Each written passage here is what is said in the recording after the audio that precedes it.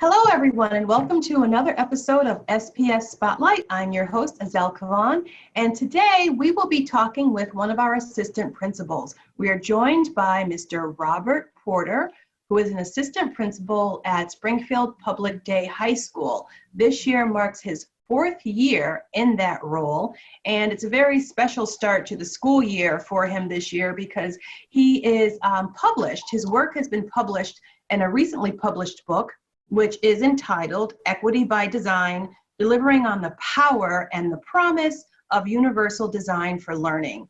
And Mr. Porter has contributed to that book, and he's talking in his piece about equity and what that means. And so, Robert, thank you so much for joining us.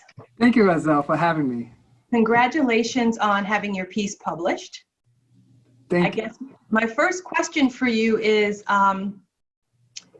so you work in Springfield Public Day High School, right? Yeah. And the focus of your work has been that kind of a setting. And for those of you who don't know, Springfield Public Day High School, it's one of our alternative schools for students who have been challenged in finding success in our more traditional schools. And the population in those schools is 100% special education. And so, Mr. Porter, that's your life's work. I just wanted to ask you why you decided to get into education, and then drill down a little bit more as to why you wanted to focus on this particular aspect. So my engagement with education actually started back when I was in my teens. And so I worked for a nonprofit, and in working for a nonprofit in the Boston area, I was a member of the Youth Mayor Council. And so it's something that they were able to have teenagers, sit on a council and be able to advise the mayor for different things that impacted teenagers. And just getting into politics, I saw the kind of the nuances that it really lent itself to create change in the community. So if we suggested that we wanted to do a community garden, and this is back in the 90s, community gardens weren't really big back then, but you know, that would then, it would then manifest in a community garden after some kind of meetings and things of that nature. So by the time I got to college, I began to pursue the political sciences. And I realized that the political kind of framework, it took a long time. And so it wasn't something that as change wanted to be had, it wasn't something that was instant. And so I got into education, and in that framework, I was able to see kind of an instant change, really kind of working day in and day out with students. You would literally see the impact of that work. And so it was really driven by the aspect of change, being a change agent. Being a change agent. For social justice and things of that nature. And then you took it one step further and you said, I want to work with the students who may be experiencing the most difficulties in terms of education. Absolutely. And it was one of those things that I've always been the type to kind of look at smaller settings. And so initially in some of the work that I did was with a pilot program. So they were really looking at surrounding resources in the community and how that can enrich students' lives. And so when I came to Springfield, just so happened that I worked with Assistant Principal Dan Moriarty way back when, and it introduced me to a really kind of small niche that I wasn't even familiar with, and I found out that I loved it. I really enjoyed kind of working with students that needed another chance, needed another opportunity at being successful at their academic career, and so I've stuck with it for all these years. So I'm going to step way back because your submission, your piece in this book is all about equity, right? So I guess my first question is, equity is a word we throw around all the time. What does equity really mean? Does it is it equitable to make sure that student A and student B both have 5 pencils? Like, is that what is equity, and how is it different from just making sure everybody has the same thing? Absolutely. So equity, I really like to translate it as getting the student what they need in order to be successful. And that is what's equitable. And so it's not necessarily saying that everyone gets 5 pencils, because someone might come to the classroom with 5 pencils. So giving them 5 pencils would not necessarily be beneficial for them. They might need a pencil sharpener. So that is what is then equitable, is getting them that pencil sharpener. really kind of looking at the student as an individual among the body and getting them what they need, and really kind of looking at that as it relates to their academics and with some intentionality. So really saying, okay, so the students that I have in front of them, before they even they come into my classroom, they are members of the larger society. And so they're coming in with all sorts of stories and narratives. And it's just like, I, as the teacher, as the educator, I need to get to know them as human beings so I can meet their individual needs and to be able to build off of it. So one of the things in your pieces that you talk about is sort of maybe one of the mantras of sort of universal design for learning, which I'm going to ask you to break that down a little bit later, but is kids over content. Kids over content. And you would think that that's counterintuitive for a teacher, right? Because they're all about making sure kids understand the content. But what does kids over content mean, especially in terms of equity? So, and that goes back to getting to know that student. So I can go in as a 5th grade teacher and I can say, these are all the standards that this student needs to have, and really be able to kind of work and say, well, I need to get through this pacing guide. I need to go and ensure that this test is done, that test is done, that test is done. I can go and lead some great lessons, but that is just kind of talking to the ear. I need to ensure that I'm leading great students, that I'm leading them to the material, that they are understanding the material, and that they are making growth and that they are making progress from where they started at. In urban education, the data shows continuously that there are continuously gaps, learning loss that happens over the summer. So as a teacher, I'm doing double time. And data also in research shows that in urban settings, urban teachers, they grow students more than their suburban counterparts. So the good, if not great work is being done. And that is kind of what ends up happening in the context of education and in that universal design, in equity. It's really getting to know where students are at and knowing where they need to go, scaffolding it until they get there, and really kind of putting in the supports. There can be the drum of the pacing guide and say, okay, I need to ensure I cover all these different things. But in covering the content, that does not necessarily equate to learning. It's really kind of going back and saying, okay, I put this out. What is the level of mastery that students have around this? And do I need to go back and further build into it? And it's really holding them to that high expectation, saying, you can do this. This is possible. And you know what? We are going to do it together. Because in your piece, you talk about, I'm going to paraphrase, basically the baseline is your own belief in your students' ability and their potential. Like that's where it all begins. And you talk about having to have conversations with your colleagues about that. And I think a lot of times people just think teachers can just get up in front of a classroom or this year in front of their laptop and just teach content. But here you are talking about having conversations with each other about your students. Why is that so important?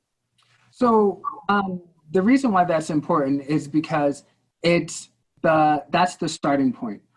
So one of the pieces that's referred to in the teacher resource book is the foundation of essential beliefs. So it's like, okay, so we come together as teachers. One can make a wide variety of assumptions that we're coming here to teach, but it really kind of goes further than that.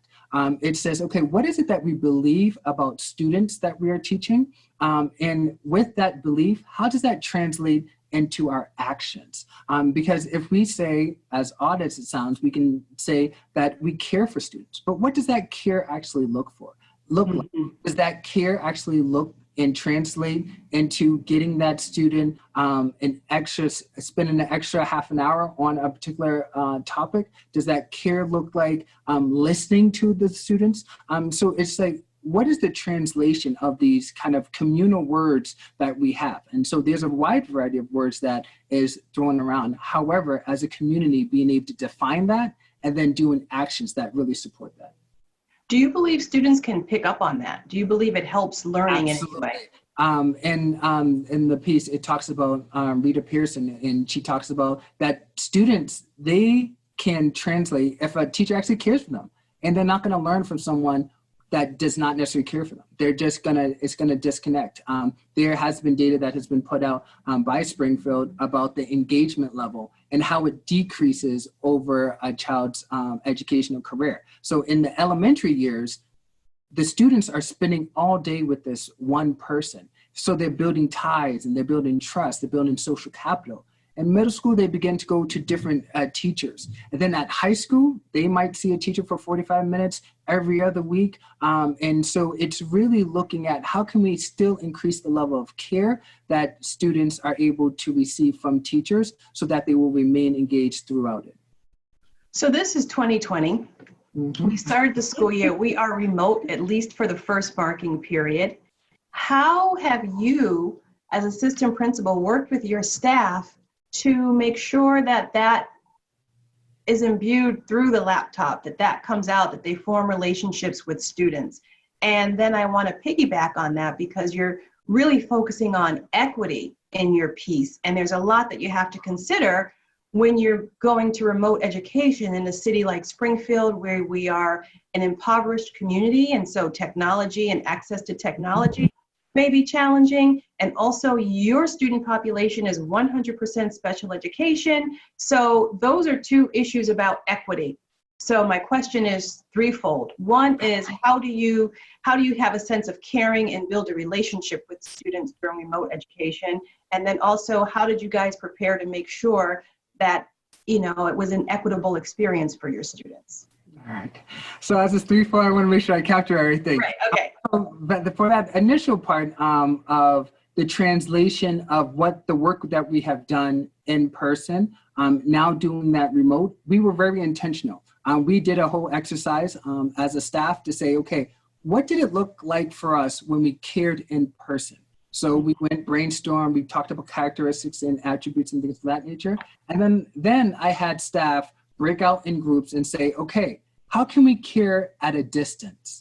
And that's when they really had to dig deep and say, okay, what does it look like? What does it feel like? What does it sound like caring at a distance? And teachers were challenged. I had some veteran teachers who make great relationships in person, but it's like, how do we then translate that to what's happening remote? And so it really allowed for rich discussion to then formulate from that. And so that was that aspect of making the translation between caring in person, and our mantra for this year is caring at a distance. How do we do that in a sustainable way? We really looked back at our data from the previous year and how it was highlighted that 70% of alternative schools was still engaging in remote learning. So we were successful at the end of last year, but then we also had some struggles and some hiccups and say, okay, let's learn from this. Let's look at it. What teachers, what did you do?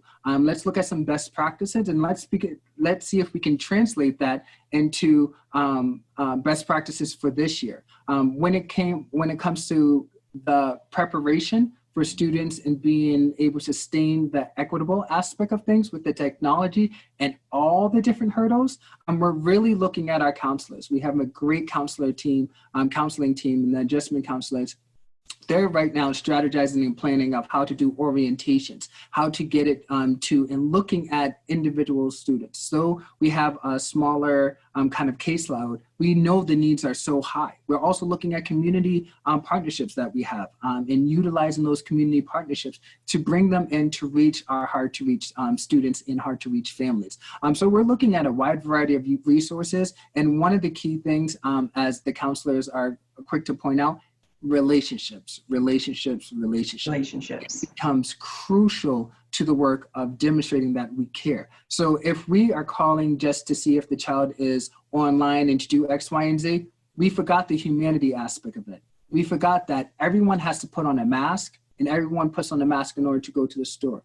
It was highlighted that Springfield is dealing with a higher level of unemployment than other surrounding towns. We have to address that human factor of it and then being able to build. that is all a part of the relationship of carrying out a distance, saying, okay, I want you to ensure that you have the necessary technology in order to be successful. But there are other things. One of the things that we did was we partnered them with Meals on Wheels, with food pantries that was happening, because this is very real for our students. We understand the data and the profile of our students and the impact of COVID-19, of unemployment, of poverty. It's very real for our families, and it's addressing that along with the academics. So those two coupled together really allows for that rich relationship to be built. So then when we talk about academics and the student not being on, we know that we problem solved. We really looked at ensuring that the child is receiving food, the students receiving food, that they're nourished and things of that nature, that they have the necessary resources, and that we were able to problem solve for each student. So part B and C of that question, so how did you make sure that, you guys figured out a way to care from a distance, but now you have to make sure that your students have the bare necessities to receive that care, technology, and also, availability of their individualized education plan from a distance. How did you start the school year to make sure all of those bases were covered? So we created a strategic plan.